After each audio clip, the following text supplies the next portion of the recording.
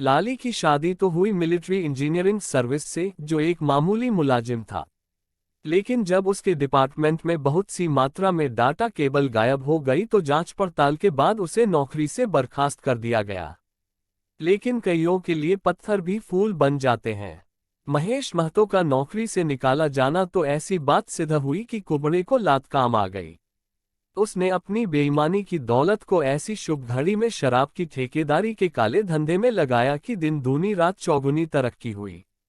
धंधे में तरक्की हुई तो घर में खुशहाली होने लगी। वह 2 कमरों से निकलकर फ्लैट में रहने चला गया। 2 साल बाद फ्लैट में अमीरी का दम घुटने लगा तो शहर की भीड़भाड़ से दूर नई कॉलोनी में धन का बंगला खड़ा हो गया। फाटक पर गोरखा नियुक्त कर दिया गया जो हर एरेगेरे को अंदर जाने से रोकता था। घर में हर वह चीज मौजूद थी जो पैसे से खरीदी जा सके। दीवार से दीवार तक सटे गलीचे, मखमली पर्दे और हीरो की चमक। नौकर चाकरों का भी मेला लगा रहता था। लाली ने अपनी पुरानी धोतियां अपनी महरी को देकर उसे एक नई फुल टाइम आया को रख लिया। फिर कुक और सर्वेंट भी रखा गया।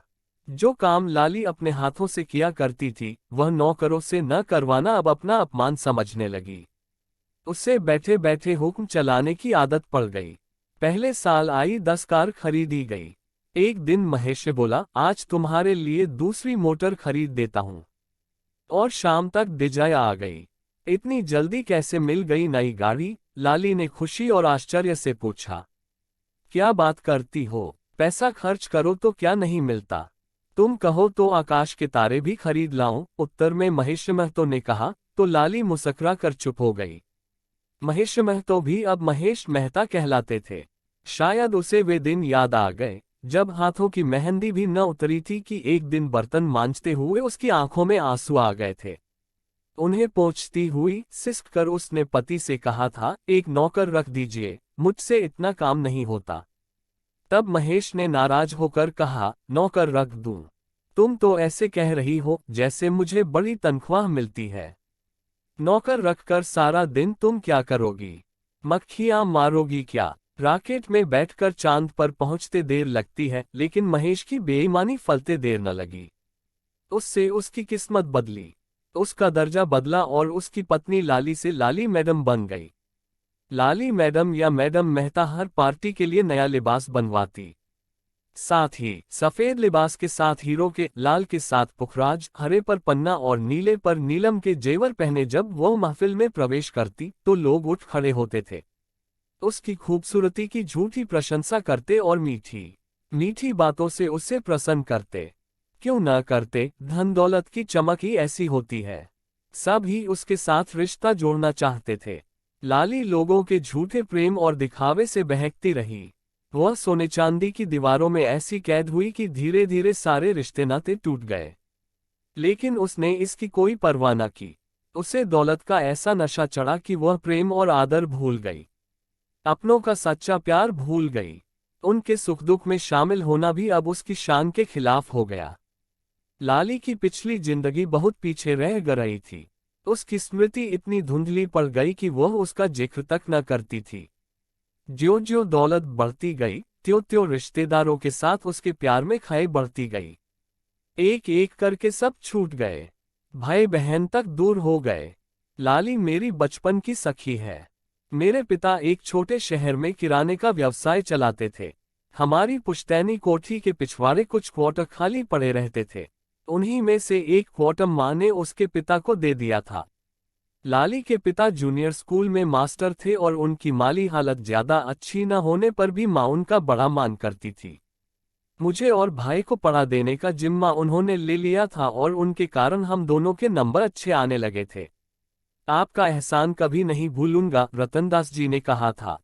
आप ऐसा बिल्कुल न सोचें, माँ ने जवाब दिया, इसे अपना ही घर समझिए। लाली और मैं एक साथ बड़ी हुई। खिलती कूदती और चिड़िया की तरह खूब लड़ती थीं।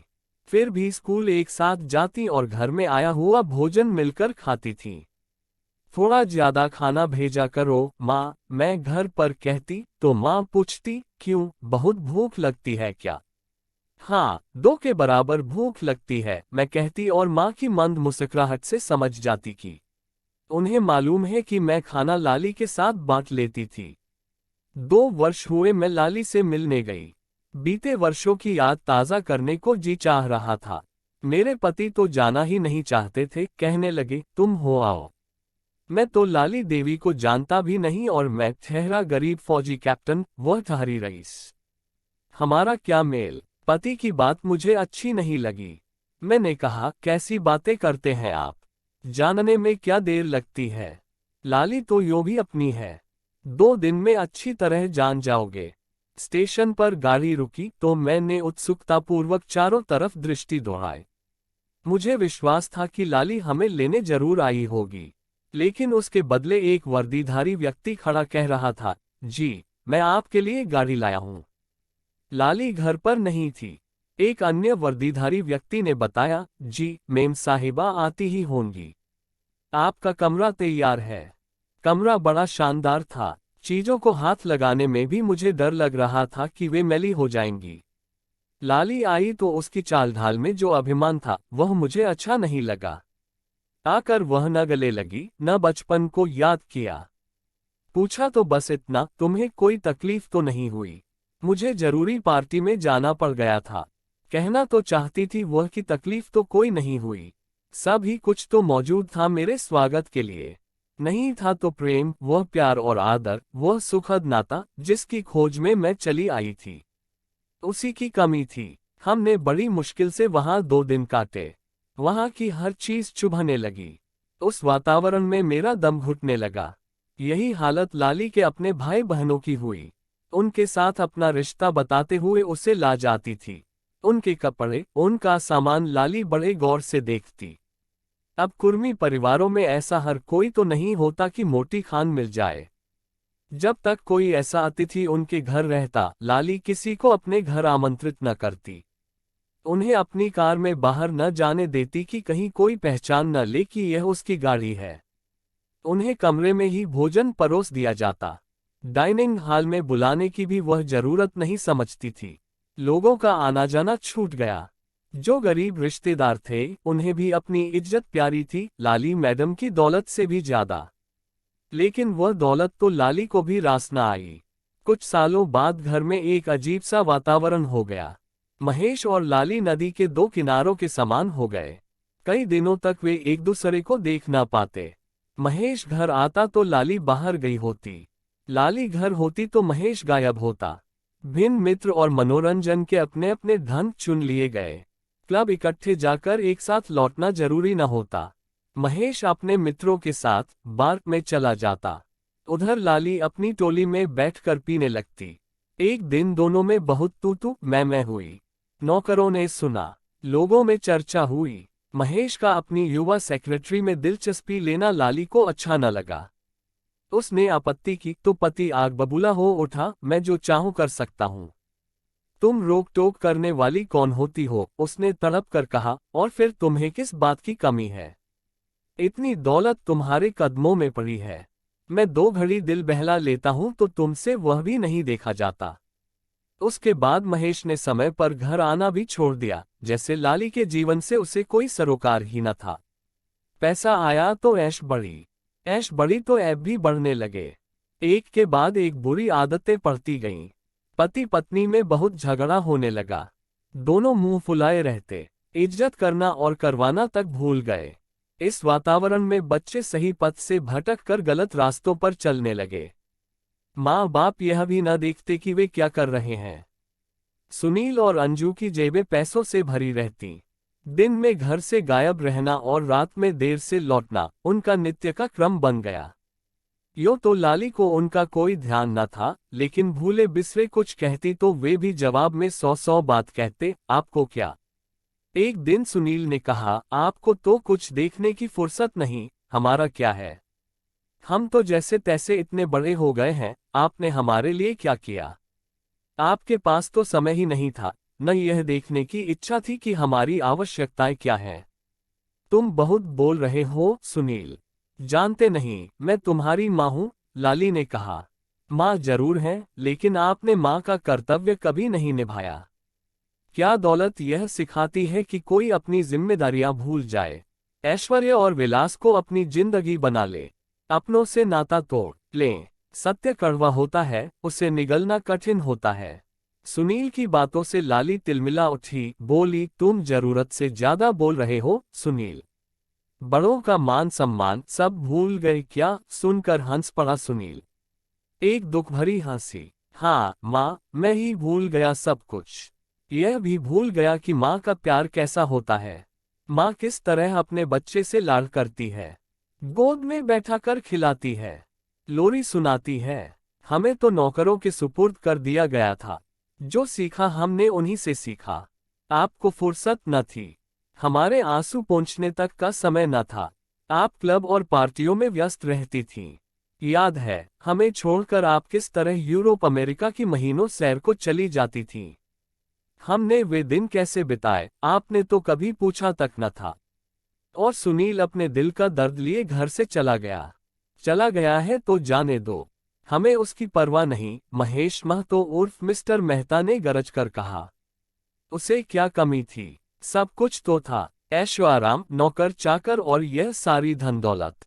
महेश ने अहंकार में यह भी न सोचा कि सुनील को केवल दौलत और झूठे दिखावे की ही जरूरत नहीं, उसे प्यार चाहिए। उसे आलीशान बंगला नहीं, एक घर चाहिए जो छोटा भले ही हो, लेकिन उसमें उसका परिवार हो, न कि यंत्रचालित से नौकर चाकर। सुनील के चले जाने से बेटी अंजू अकेली पड़ गई। एक दिन घबरा कर एक मामूली युवक से उसने शादी कर ली। न बैंड बाजे, न कोई शोरगुल। महेश गर्जा, इसे भी जाने दो। लाली का कहना था कि अंजू ने उनकी नाक काट दी, कहीं मुंह दिखाने योग्य नहीं छोड़ा। ऐसी संतान से तो वह निसंतान ही अच्छी थी। अंजू तो प्यार और खुशी की तलाश में थी। दौलत और ऊंची सोसाइटी अगर ये दे सकते तो उसके माँ बाप के घर दोनों की बरखा होती। लेकिन वहां तो सोने चांदी की खनक थी और धन दौलत का अभिमान। मानव और उसके हृदय का कोई मूल्य न था। हर चीज वहां दौलत से तोली जाती थी, इसीलिए प्यार के रिश्ते नाते टूट चुके थे। बच्चे भी माँ बाप के प्यार से वंचित पलते रहे। उन्हें यह भी याद नहीं कि कभी किसी ने प्यार भरा हाथ उनके सिर पर रखा हो। पिछले दिनों अचानक लाली से भेंट हो गई। कोलकाता के न्यू मार्केट से निकल मैं खड़ी टैक्सी का इंतजार कर रही थी कि एक बहुत बड़ी मोटर आकर मेरे पास रुकी। लाली ने मुझे पहचान लिया, यह देखकर मुझे आश्चर्य हुआ। मेरे न चाहते हुए भी वह मजबूर करके मुझे अपने घर ले गई। वहां एक अजीब सी खामोशी छाई हुई थी। मोटे मोटे गलीचों पर तो नौकरों के कदमों की आवाज भी नहीं आती। वे चुपचाप अपने काम में लग हुए थे। महेश महतो कई दिनों से शहर में नहीं था। कहाँ गया था, कब लौटेगा, यह भी नहीं मालूम, लाली ने बताया। सुनील और अंजू भी जब से गए हैं, लौट कर नहीं आए। मेरे बच्चे होकर भी उन्हें मुझसे प्यार नहीं, लाली ने कहा। पता नहीं उसे कोई दुख है या नहीं, लेकिन मैं जरूर सोचने लगी कि धन दौलत की चमक से अंधी होकर लाली ने प्यार और आदर की असली जायदाद को जीवन के पथ पर ही कहीं खो दिया। अमीरी के तूफान में तिनका तिनका होकर वह कब की बिखर चुकी थी। भरे घर में भी आज कितनी अकेली है वह मेरी गोदी में सिर रख कर रोने लगी। मैंने जिंदगी में बहुत संघर्ष भी देखे, फिर सालों सुख भी भोगा, पर अब क्या होगा मालूम नहीं। महेश महतो 69 साल के होने लगे हैं और मैं 61 की। बुढ़ापे में हमारी कोई सुध लेगा या नहीं, पता नहीं। हो सकता है कि वे इस घर में तभी आए जब इसे फालतू समझकर बेचना चाहे, कहकर वह फफक फफक कर रोने लगी। मुझे अभी भी विश्वास नहीं था कि ये घड़ियालू आंसू हैं या असली। दोस्तों, ये कहानी आपको अगर अच्छी लगी हो और हमारे चैनल पर पहली बार आए हैं तो सब्सक्राइब कर बेल आइकन जरूर दबाएं ताकि हमारे नए वीडियो का सूचना आपको तुरंत मिलती रहे। धन्यवाद।